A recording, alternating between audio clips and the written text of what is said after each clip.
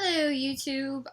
Today I'm going to show you how to bracket and meter with my Vivitar. My Vivitar is my second favorite camera after my Diana. It's an SLR 35mm film, multiple exposure camera. It has a soft timer. It's pretty nice. Yeah. So check it out. So metering is pretty much when you change your shutter speed and your aperture ring to fit the amount of light that you're taking a picture in.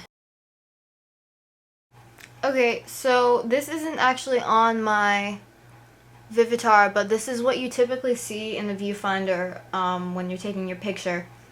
This is a scale from 1000 to 1 in bulb, which is what the B stands for there. Usually on my Vivitar it has a plus and a minus instead. A plus here and a minus here, and then there's a green dot which indicates like perfect lighting, so it's pretty easy to meter. But pretty much when you have brighter settings, the hand's gonna go up, and when you have lower settings, the hand's gonna go down.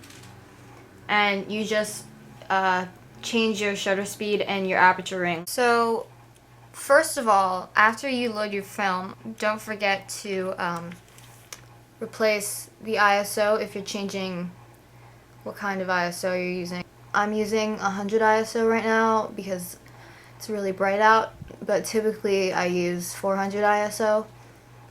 So pretty much where you change your ISO is the shutter speed wheel. And what this is it changes for like how many seconds you're exposing or you're opening your lens. So if it's bright out, then you're going to want to set it to a higher shutter speed so it only exposes a certain amount of light, so it's not really bright. And then the opposite, when you're shooting in really low light, you're going to want to use, lower numbers. Typically I like to use 125 for most of my pictures, and I change the aperture ring. Here's your aperture ring.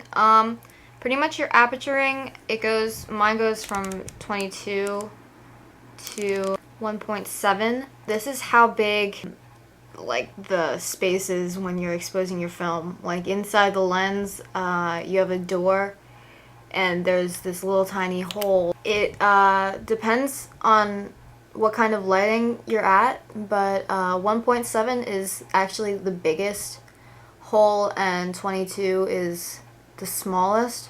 So depending on what your viewfinder meter is saying, you just change it accordingly.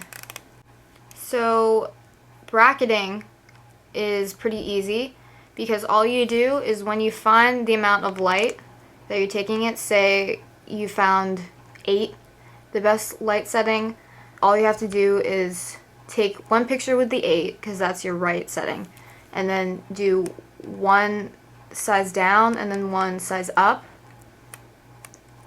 to make sure, like, when you develop your negatives, maybe you like the darker one better, or maybe you like the lighter one better, or maybe the first one didn't, come out right, and you thought it was an 8, but it was, an 11 or something. So that kind of makes it easier. It takes up more of your film, but it makes your pictures more accurate. I mean, I like doing it because, I get the perfect picture I want from